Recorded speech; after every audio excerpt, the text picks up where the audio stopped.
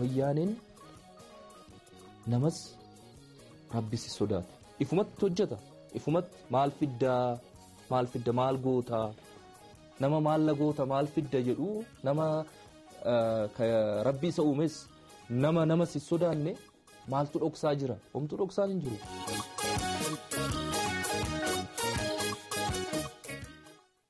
Dargaggoo Sintaayyoo gaaffiin keenya har'aa immoo torbee aadaaf turizimii kan ilaallatu ture.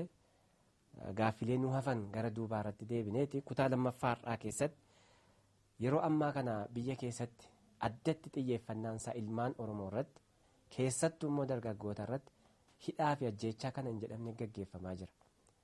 Manneen hidhaa Oromiyaa keessaa akka addaatti babal'achuus dhagahaa jirra.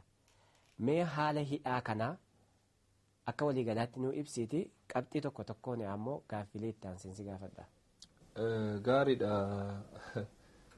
Akka carraa ta'ee waan gaaffii ati amma na gaafatte kanaaf tolu waan na qonnametu jira. Innis maal inni baruma kana keessa sababa Oromo Horse Riders Association Traditional Horse Riders Association ka jedhu dhaabbata aadaa warra aadaadhaan farda gulfu kana walitti qabne akkuma beektu Oromoon naannaa Finfinnee jiru sulultaan fudhadhu laga xaafoo fudhadhu karaa buraayyuutiin gama jiru fudhadhu asiin karaa sabbataa kanaanis soo fudhatte haqaaqidhaanis soo fudhatte walumaa galatti Oromoon baha Afrikaa keessatti ummata fardaan lolaanis ta'ee gaafa gammachuus ta'ee gaafa gaddaa ta'es beekame. Kanaaf namoota biyya alaa tokko waliin dubbachuudhaan amma qoraan baatanii kobota baatanii waardiyyaa ta'anii Finfinneetti galanii jireenya baay'ee jireenya gadadoo jiraatanii mee xiqquma nama 10 illee nama 5 illee yoo hin deeggara ta'e dhaabbata tokko dhaabne jarreen kun torbanitti gaaf tokko ji'a 6tti gaaf tokko ji'a 3tti gaaf tokko sagantaa bashannanaa Traditional Horse Riders Association jedhu kana dhaabnee karaa ittiin fardeeniin nama shaakalchiisanii akka itti farda yaabbata shaakalchiisanii akkasumas immoo sagantaa gulfa fardaa qopheessanii ittiin jireenya isaanii jijjiiran namni Finfinnee kun sanbata bahee itti bashannanee achirraa galii argataniin of jijjiiran nama tokkollee jijjiiruu waan guddaa waan ta'eef jedhee yaada kana nama biyya alaa tokko wajjin dubbadhee yaaduma kana immoo hiriyoota kiyyatti himee baay'ee gammadanii namni tokko akka piroojeektii naa barreessu itti himee namni sun piroojeektii naa barreessee mee dhaqiitii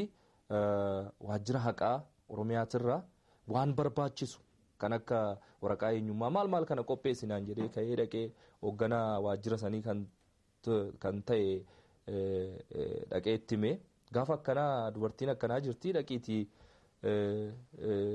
gaafa rakkoon hin jiru naan jedhee gaafa sana hundee bee dhaqu edaa isaan qophaa'anii qophooftee na eegdee turte hojii xiqqoo takka diraamaa yoo isaan lafa maqaa saree maqaa namaa maqaa maaliitiif fudhatan waltajjii irratti hojjedhe ergasii baay'een isaanii ija gaariidhaan nan laalanii nu salphiseedhaniitis waa fudhatanii fiilmii isaa uummata televezyiinii kana daawwatuufis agarsiisuu nan danda'a waltajjii irratti uummata fuulduratti waan hojjetameef jechuudha. Dukkanuma keessa gaa tasa iftiin dhabamu akkamitti akka waltajjiirra ooles yeroo saniif rabbiif qofatu beeka. Yennaan sababa sanii na arrabsee jettee dubartii sun na himatte kan sababiin isheen gaafa san wanni naan jettes obkootu si ergee naan jette. Maal jechuu isheeti jedhee tan naa galuu didee maa inni obkoonni maal jechuu keeti jedhee edaa bara darbe 97 obkoon fardaan dorgoma. Ani immoo sammuu kiyya keessa illee hin jiru waan akkasii ani yaaduma amma si ibse kanarraa ka'ee tan naqe.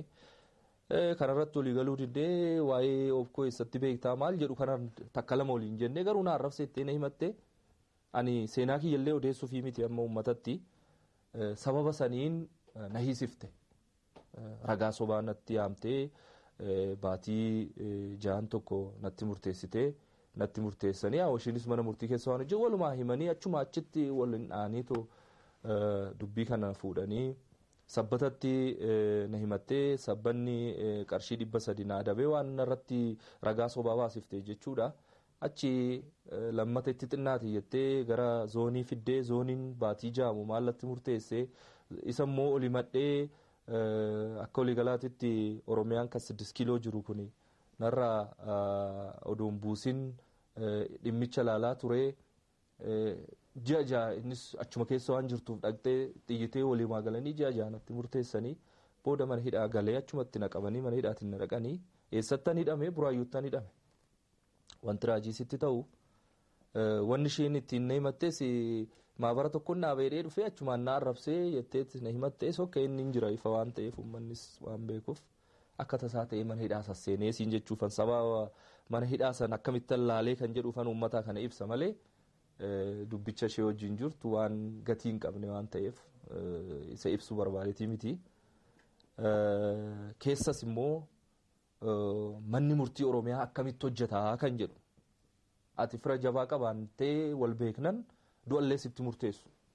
Seera laaluun tartiiban abaluu kana balleessee maalirraa ka'eetii maal namni tokko waajjira namaa dhaqee yaa waaq jedhee nama arrabsaa. Uumanni arrabse illee cinaasaa maallaqaan nama adabuun hin jira. Ta'e jedhanii garuu hidhamuu qabaa kan jedhu irra gahan maaliif kanarra gahanii jibbiinsa Oromoo irraa qaban Oromoo mataa ol qabatee waa'ee Oromoo haasa'u waan hin barbaanneef hidhaa sitti murteessu. Tiyya xiqqoodha. Kan umurii guutuu kan duun itti murteesse lakkoofsan qabu Oromiyaa keessa. Kanaaf manumti murtii Oromiyaa kuni akkamitti hojjeteetti yoo laalte ishii waan wanna onnoo keessa hojjettuu fi mana onnoo Oromiyaa keessa waan hojjettuu fi biiroo haqaa Oromiyaa keessa waan hojjettuu fi achuma walii galanii kana hojjetan. Namni amma kiyyan beekamne immoo maal ta'a kan jettu yoo laalte ani amma kanaa ji'a ja'a kan naa ta'e tarii waan na beekaniif ta'e innaa laata jedheetan malee haalli ishiin itti calqabde baay'ee jibbisiisaa ture. Propagandaan isheen irratti haasa'aa turte. Sokkee waa'ee uummata Oromootiif waan ta'eef an dhimma kiyyaafis hin dhaqne. Hin beekus nan beektus garuu duubaa waan biraatu ture. Namni kun warra lafafaa gurgurachaa ture, warra lafafaa nyaachaa, warra uummata Oromoo akka ol jedhu hin barbaanne waan ta'eef bakkeen ani dhaqes jiini jaawamaa miti. Haala warra waggaa 7 du'atti murteessee yoo laalu. Ka'ee buraayyuu sanatti na hidhanii buraayyuu sana waggaan naqu mana amma kutaa tanaan geenye mana nama dhuunfaa tokko magaazana wayii inni sababiin inni itti filatameef ejereetti ganna keessa fulbaana dura roobni wayii bubbisee isaan illee dhoksanii miidiyaan biyya alaa agarsiise roobni namarratti jigsee isaan garuu sassalataan hidhamtoota hundaa hidhanii gara nama 100tti lakkaa'amu du'e akkas du'e dhagaan irratti jigee manni irratti jigee roobni irratti jigee osaan dhagaa san jalaa dheessineedhaan rasaasan rukutaa kaan rasaasan isaanuma fixe sababa saniin bakka ciibsan dhabnaan mana kana fidanii galchan. Manni kun iddoo Saansuusii jedhamu buraayyuu jira kanuma daandii olii mana xiqqaa magaazana kuntaala 200 baanne keessatti nama 600 hidhamee jira. Rabbi sitti agarsiisa gaaf tokko gaafa uummanni Oromoo bilisa ba'e yoo galmicha gubuu baatan galmee irra jira.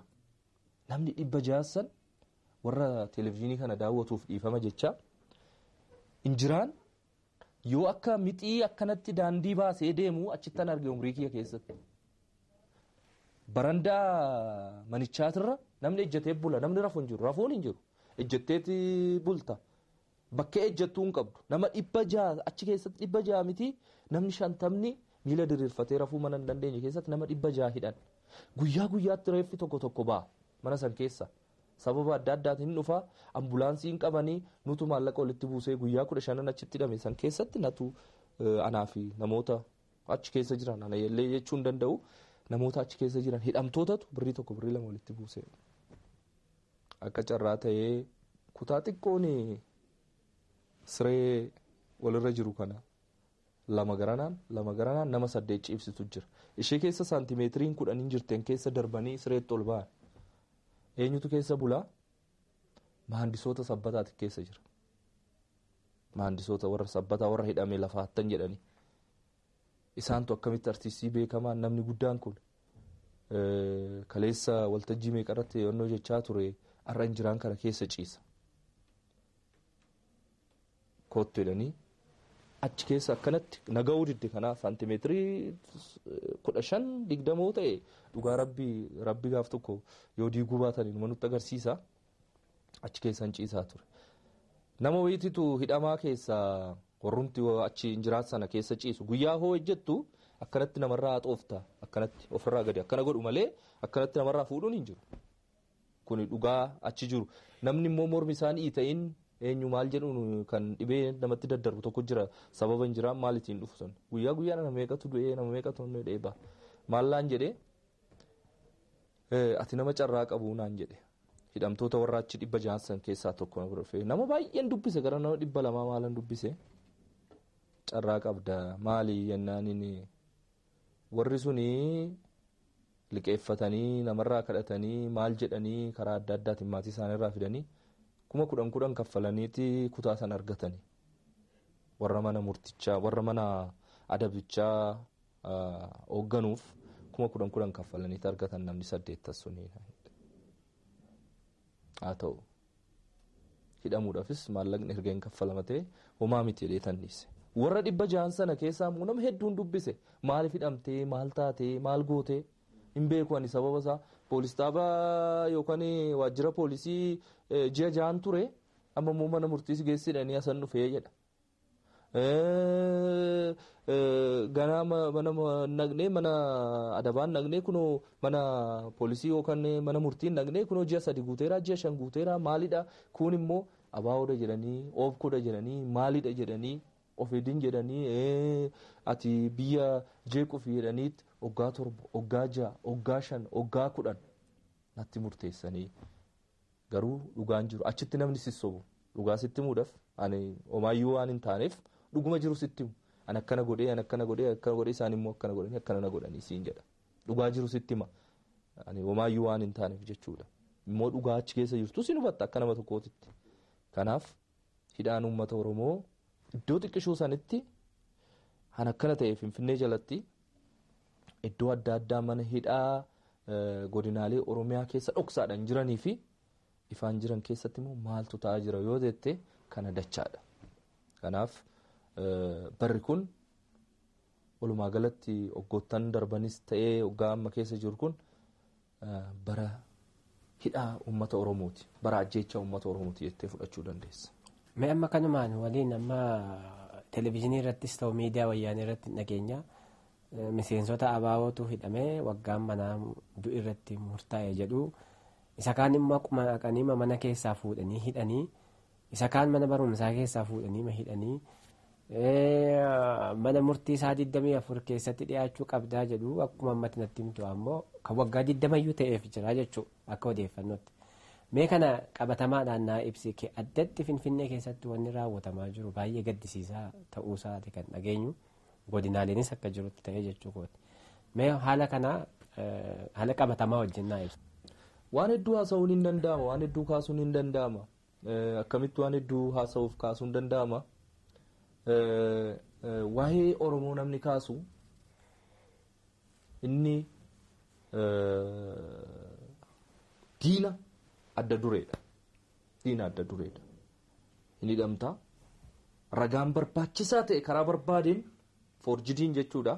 Ragaa barbaachisaa ta'e hundaas irratti fidu. Homaa rakkoon hin jiru. Ragaa kanaaf wayyaanee maaltu dura goora. Ati waa'ee Oromoo haasofta taanan abbaa barbaadde ta'ii ragaa barbaachisaan ta'u sii qophaa'a. Ragaa namaa barbaadde ragaa waraqaa adda addaa barbaadde sii qopheessa wayyaaneen hin galta. Hidhamta. Inumaa'uu nama bebbeekamuutu bakka akkanaatitti hidhamee beekta malee nama bebbeekamne dargaggeessa sochii adda addaa sochii hoosiin jedhu maaliif akkana ta'aa jedhee mirga isaa gaafatu kana hin ajjeesu hin hidhu nama hedduutu sitti hima. Fakkeenyaaf beektota Oromoo keessaa fakkeenya fudhadhu abbaa hoteelaa hawwii maal godhe warri abaa'oo deeggaran mana keetitti dhufanii sirbuu mana keetitti dhufanii shaayii dhuguu kanaan achi ragaa tokko wanni isaan irratti qaban hin jiru odeeffannoon qaburra. Hiltan hoteelii fudhadhu kabbadaa Booranaa maanaajerii hoteela Hiltan Finfinneetti argamuuti. Maaliif kabbadaa Booranaa hidhan? Naannoo sanitti mindaan isaa guddaadha. Oromoota baay'ate hoteela Hiltan keessaa hojjetaan Oromoo baay'ate mirga isaati. Mindeessu immoo isas miti inni maanaajerii walii galaati kan hojjetaa mindeessu nama biraati. Faranjoota hedduutu achi keessa jira maaliif kan Oromoo qofa laalanii yoo jettee ilaalte yoommoo dhuguma isaa proportionii fudhatte immoo Oromoon nama 10 hin gahu achi keessa. Faranjii hedduutu achi keessa jira. Faranjoota fiisatti gaafatama. Namni biyya alaa hedduutu achi keessa jira. Sabni biraa hedduutu achi keessa jira. Lammata immoo iddoon isheetis mindaa gaarii qabdi natti fakkaata. Nama isaanii achi kaawwachuu barbaadan. Nama wayyaanii maaliif? Nama biyya alaatii dhufu kan eenyu akka achi bule, eenyu akka achi oole, eenyu akka garamitti deemu. Hoteela guddaa waan ta'eef namoonni adda addaa waan dhufaniif Oromoon amantii hin qabu. Inumaa'uu wannoodha jedhuu miti, teeroristiidha jedhuu miti nama waa'ee Oromoo dubbatu. Nama kanas ijuma sanii ilaalanii yoo abbaan aangoo tokko dhufee namni kun waa godhuu danda'a kan jedhu sodumaa yaa waaq jedhanii sodaatarraa foorjidii qopheessanii hin hidhan. Mana hidhaa jira waggaa meeqatti murteessanii. Kanaaf ifa waan jiruuf uummanni Oromootis waan beekuuf ani kanarratti maalan jechuu danda'a. Kana fakkaata.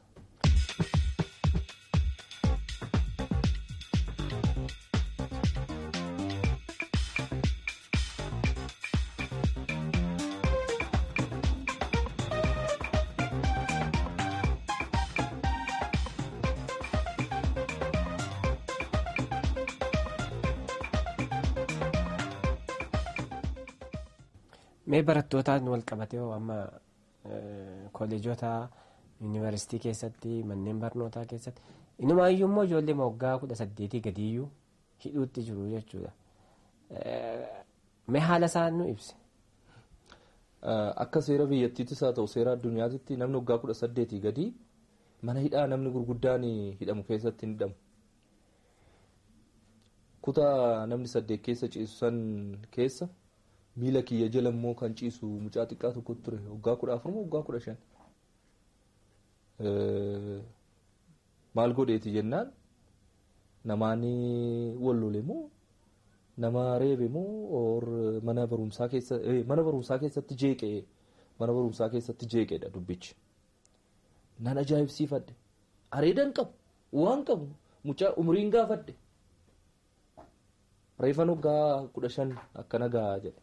Mana hidhaa san keessa warra himata guddaadhaan himata guddaa hosin jedhu himatichi dhugaadha moo sobaan gaafii biraa ta'ee jechuudha. Akkasumas ajjechaa namaatiin karaa biraatiin maalidhaan korraapshiniidhaan abaa'ummaadhaan maalidhaan egaa sababa adda addaatti bantee wayyaaneen silaa waan ittiin nama hiituun dhabdu achi keessa jiru wajjin mucaan waggaa 15-16 hidhameetu achi isa qofaa miti hedduudha. Hedduu dargaggeessi 18 olii hidhame garaas hin nyaatu. Daa'ima xixiqqoo fidanii achitti hidhan. Warra amma mannidhaa wayyaanee baay'ee bareeda jedhu kun oduu dhaqee ilaalee riilii waan dookumentariin irratti hojjetamuu qabu. Egaa tuni Finfinnee jala waa'ee buraayyuu taasisaa taasa'a. Bakka biraa yoo dhaqxe maaltu jiraadha. Yuunivarsiitiiwwan adda addaa keessatti immoo gaafii mirgaa namni yoo kaase dhaabate abaa'oodha nagaatti. Fadde aduu barii waan barbaadeessitti basaastonni isaanii immoo yuunivarsiitii keessa hedduudha lakkoofsa hin qabdu. Si wajjin nyaatuu, si wajjin dhuguu, bakka raftee maal godhuu, dookumentii barbaachisaa ta'e kutaa keessatti galchuu, dookumentii barbaachisaa ta'e intarneetii keessatti lood godhuu. Siisisu borganama. Oromoon mataa ol qabatee deemuu qabu. Yoo mataa ol qabatee deeme isaan silmiidha miti dhiiga uummata Oromoo xuuxaa jiru.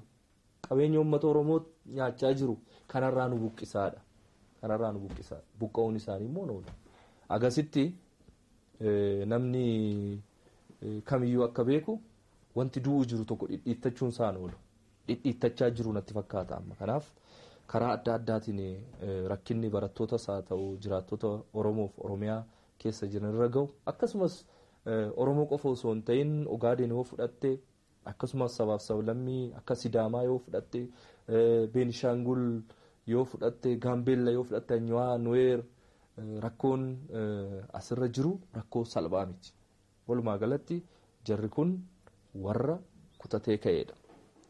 Yookaan hin duuna yookaan hin nyaannaa akkas keessa waan jiran natti fakkaata. Meegaa amma hidhaa fi ajjechaa yookaan hiraarritti aanee immoo kan dhufu waggaa 20 guutuu maqaa ABO televezyiinii irraa dhibee hin beeku arraba mallas irraas bu'ee hin beeku. Dhumarra kana kun ammoo atis akkuma dhageesse shororkeessaa jedhee paarlaamaan wayyaanee harka 99 ta'e harka irratti baasee jira jechuudha. Abaa'oo qofas miti adda bilisummaa biyyoolessa Ogaadeen Gimboot Sabaat warri jedhamanis jiru jechuudha. Kan Somaaliyaas dabalatee. Mee haala kanarratti waan ture naa ibsi maal fakkaataa kun miidiyaa irratti fakkeenyaaf ni dhiyeessan jechuudha. Nama ajjeesee nama maal mee kanarratti waan itti hiiktee jirtuuf naa ibsa. Ani durumaanuu keessawuu abaa'oo fi ONLF'n yookaan adda bilisa baasaa uummata Ogaadeen durumaanuu wayyaaniidhaan maqaan isaanii qalama diimaadhaan jala butamee waan barbaadan itti murteessat du'as yoo barbaadan itti murteessat turanii umurii guutuus yoo barbaadan itti murteessat turanii murtii mana murtiititti kenname jedhanii alattis immoo bakka arganitti ajjeesat turan ifa waan jiruuf maaliif dhumarra gara mana marii akka fidanis naan galan gara paarlaamaa maaliif akka fidan waan godhaa turte waan hojjechaa waan itti muuxannoo fi wannoo qabdu maal godhaa fidda gara paarlaamaa maaliif akka fidanis hin beeku. Egaa akkas ta'ee wanti saniin dura hojjetan hunduu seeraan alaa mana hidhaati yaa'uu qabu jechuudha. Waa Oromoonni mana hidhaa turan mana hidhaati bahuu qabu jechuudha. Erga paarlaamaan erga murteessee booda kan jiru akka seera addunyaatti kan hojiirra oolu. Saniin dura kan ture wayyaanumatu akka barbaade godhaa ture jechuudha. Wanni addaatis hin jiru. Nama homtuu wanni na ajaa'ibsiisu tokkichi hin jiru wanni amma jedhame irratti akka carraa ta'e isaan baasuudhaaf guyyaan 5 guyyaan 6 almost torban 2 fi baatii tokko gidduu namumti isaanii basaasan isaanii dhimmi kun kanaaf deema amma dandeessetti of eeggadhu naannoo kanaas amma dandeessetti waan Oromoodhaan wal qabate kanarraa oduu fagaattee gaariidha kan jedhu namumti isaanii basaastota isaanii keessaa namni natti dhiyaatu natti meera isuma daachuudhaan anis biyya gadhiisee deemeera.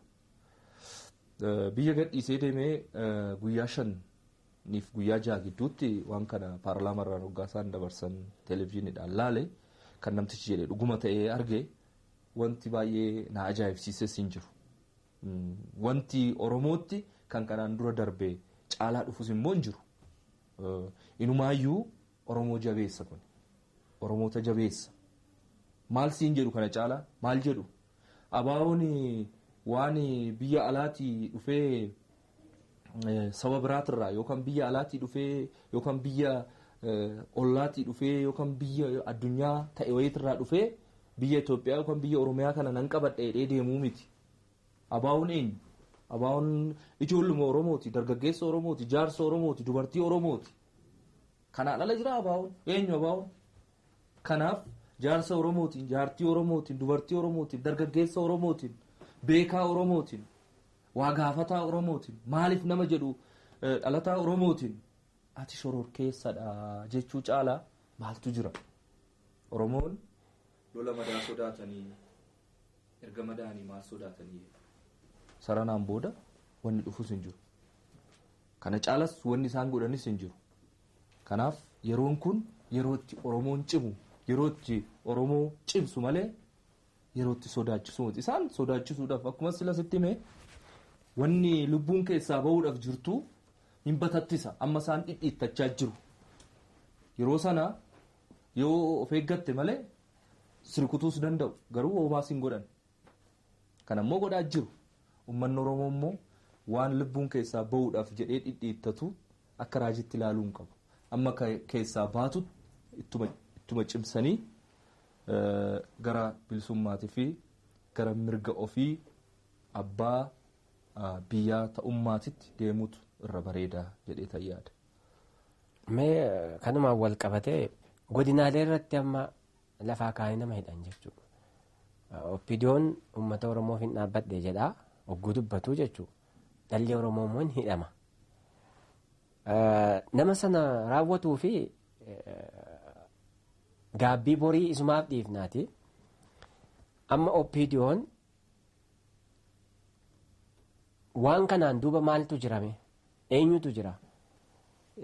Godinaalee Oromiyaa keessatti addatti jechuu kooti waajjiraalee dabalatee humni sekiuritii addaa ijaaramuu isaati kan dhageenyu. Keessattuu kan ministeera koominikeeshinii jalatti gaggeeffamu hojii hammaataa hojjechaa jiraachuu dhageenya. Mee kana irratti odeeffannoo qabda? Oppidiyoon eenyudha gaafin? Oppidiyoon faabrikaa wayyaaniitii kan ba'e kan remote controlidhaan hojjetu roobootiidha. Tiksee nu akka loonititti nu lakkaa'anii tiksee oppidiyoo keessaa ka akka abbaa duulaa ka akka eenyu hedduu lakkaa'uu dandeessaa. Tiksee nutti godhan nu akka looniti jechuudha. Abbaan immoo tiksee isaa namtichi roobootii tokko oomishee roobootii isaa gara barbaadetti ajaja. Rukutisuu jedhee rukuta, ajjeesuu jedhee ajjeesaa, qabisuu jedhee hin qaba. Hojiin roobootii kanuma addunyaa irratti kan agarru. Oppidiyoon roobootii wayyaaneeti. Roobootiin wayyaanee immoo amma uummanni lakkiinu loon keessanii miti, sa'a keessanii miti, nu namaa akkuma keessan miila lamaan deemnaa, ija qabna, hiyyaannaa, biyya keenya nu bulchuu hin dandeenyaa jedhee amma uummanni waliigalee ofirraa faccisutti ajjeecha fi hidhaan godina irratti adeemsifamu, aana irratti adeemsifamu. Ganda keessatti gooxii waan jedhan tokko beekta. Nama shashaniin gooxii jedhanii baadiyyaa keessatti anamma maatiin koo baadiyyaa keessa jira haadha koo dabalatee nama shashaniin amadanii gogorriin yookaan simbirti bifa akkanaa karaa kana dabartee jedhee namni shanissuun irratti walii gallaan ganda sasseennan direct mallas bira gaagalgala. Direct wanni ganda nama shanii gooxii jedhanii qopheessan keessatti hojjetama. Finfinneettis akkas. Seelii jedhanii seelii oppidiyoo jedhanii ijaaraniiru. Nu amma erganii aadaaf turizimii seenee gara waggaa 10 dhufeera. Saniin duras immoo akkuma sitti dhangaa keessan hojjechaa ture. Namni baay'een ammoo oppidiyoodha, oppidiyoo keessa jira jedhee yaaduu danda'a. Ta'anumaanu waraqaa eenyummaa kiyya akkuma sitti agarsiisee waraqaa oppidiyoon oduun sanadii tokkollee hin guutin mindaa kiyya narraa muree achumaan immoo dirqamaaf footoo fidaa jedhee footoo ana qofaa miti hiriyoonni kiyya hundumtuu warri baandii biiftuu Oromiyaa keessa jiran warri biiroo keessa jiran ni beeku. Mindaa keenya ofumaaf nurraa muru parsantii 30 parsantii 20 waraqaa eenyummaa kan oppidiyoo ID oppidiyoo waggaa 2 amma waggaa 2ffaa keessa jirra erga nuu kennani. Kana kanan sittimuu fi uummanni Oromoo fedhiidhaan jaalatee tiimiti kan gooxisanis kan warri zoonitis hidhee uummata Oromoo dararaa jiru. Wanni hundumtuu humnaan waan ta'eef achi keessa warra zoonis jiru, warra aanas jiru, warra gandas jiru keessa Oromoon Oromummaa isaa beekuu fi cimaan hin jiruu moti. Jala garuu waan biraa waan godhaniif kan mindaa nyaatu kan afaan Oromoo dubbatu kan garuu eessaa akka dhufe hin beekne bakkee hundattuu raabsamee jira. Waraqata birriinii ishiin maxxansuu siifiruu infileeshiniin jedhamu kunis kanumaan dhufee akka barbaadetti nama barbaade hojii isaati ka siisisuu baannaan maal hojjetee nyaata siisisa maal siin jedha. Haala kanaan jirras haala kanaan turres. Kanaaf hidhamnii fi dararri uummata Oromootirra ga'u ganda guutirraa ka'a jechuuf asiin jedha. Hayyee gamee kanaan waliin qabdeema akkuma jirutti jechuudha. Kan hidhamuuf jira, kan biyyaa baqatus jira, hedduu jira jechuudha. Adeemsi kun qabsoo dargaggoota kanaas haa ta'uu, qabsoo dhaabbilee mormitootaas haa ta'uu hin dhaaba jettee yaaddaati. Gongumaan naafu. Sittime lola madaa sodaatanii erga madaanii maal sodaatanii jedhee sittimeera. Kuni mammaaksa uummata Oromoo keessa deebii hin qabne. Garaa takka cittee walitti hin erbaniidha Oromoon. Tarii anaafsii yookaan warra amma jiru waa'ee qabsoo uummata Oromoo, waa'ee bilisummaa uummata Oromoo, waa'ee mirga uummata Oromoo haasa'u kun jiraachuu baachuu danda'a ta'a. Never uummanni Oromoo dhaloonni har'a jirullee yoo lafarraa dhufe dhaloonni boru itti aanu gaafii amma addi bilisummaa Oromootis gaafatu gaafii uummanni Oromoo waliigalatti biyya keessa jirus gaafatu eenyuyyuu waan hin hafne sitti mul'ata tafaa'ulli wayii ifti jira. Amma daandii ifaa sanirra jira natti fakkaata. Dhugaadhas immoo isarra jira. Daandii san bira ga'uudhaaf garuu bu'aacee hedduutu jira. Fakkeenya sii kaasa. Osoon siin waliin argin dura amma asitti biyya Kooriyaa fi biyya Jaappaaniitan ture akkam biyyaa baqadheen. Achitti eenyuun argee nama Saawus Suudaanii dhufanii argee. Hiriyaa taanee baay'ee walitti haasa'aa turre. Biyya Itoophiyaa keessas baqatee akka ture natti hime dargaggeessa xiqqaadha. Yeroo Mangistuu Hayilamaariyaam biyyaa bahu wayyaaniin biyya qabattu qabsoon isaanii laafee ture. Deeggarsa guddaa waan argachaa turan. Deeggarsi isaan argatan deeggarsa biraa odoo hin ta'in deeggarsa teessoo bulchiinsa isaanii. So wayyaaniin warra Suudaan wajjiniin jaalala wayii uumtee jara sanarra rakkoon ga'uu qabnaan egaa bakka rakkinaa san namni ilaaluu hin barbaanne dheessee gara Suudaan kaabaa deeme. Baay'een isaanii warra loltuun isaanii. Wanni calqabame biiftuun gara borootiin calaqqifte odoon baane waan hin hafneef Saawus Suudaan har'a mirga isaanii yoo argatan namoonni gurguddaan yeroo san dheessanii deeman as deebi'utti Saawus Suudaan waan godhanii deeman waan beekaniif itti qaana'aa jiru. Uummannis callisee isaan ilaala. Biyya san turuuf Suudaan kaabaa biyya gannaa dhiisadhaa isin warra kibbaatii nu warra kaabatii wanni walitti nu hidhu hin jiru jechaa jiru warra. Kana gidduutti cinqamanii biyya sadaffaa karaa ittiin argatan lammata moo baqannaadhaaf of qopheessaa jiru yeroo ammaa kanaa jedheeti seenaa qabsoo isaanii natti hime. Ammam akka kufanii ka'an waggaa 30 darbe keessa. Haa ta'u malee dhugaa waan qabatanii ka'aniif wanni isaan ka'aniif sun fiixa bahee hundi keenya kan beeknu Suudaan kibbaa bilisoomtee jirti. Uummanni Oromootis seenaa kanaan adda ta'e hin qabu. Uummanni Oromootis har'a bu'aacee hedduu jiraachuu danda'a. Namni hedduu ganuu danda'a. Namni hedduu irratti olola adda addaa odeessuu danda'a. Garuu gaafii abaa'oo odoo hin ta'in gaafii paartilee biraa kan biyya keessa jiranii odoo hin ta'in gaafii uummata Oromooti. Gaafii uummata Oromoo bal'aati. Kanaaf gaafiin uummata Oromoo bal'aa kun gara fe'een piroopagaandaaf fe'ee karaa televezyiinii reediyoo haa dhiyaatu wayyaaneen waan barbaadde haa sirbitu amma uummanni Oromoo abbaa mirgaa abbaa biyyaan ta'initti wanti gidduu kanatti fala argatu hin jira jedhee hin yaadu. Kun immoo akka ta'u ifa hunda keenyattuu ifa.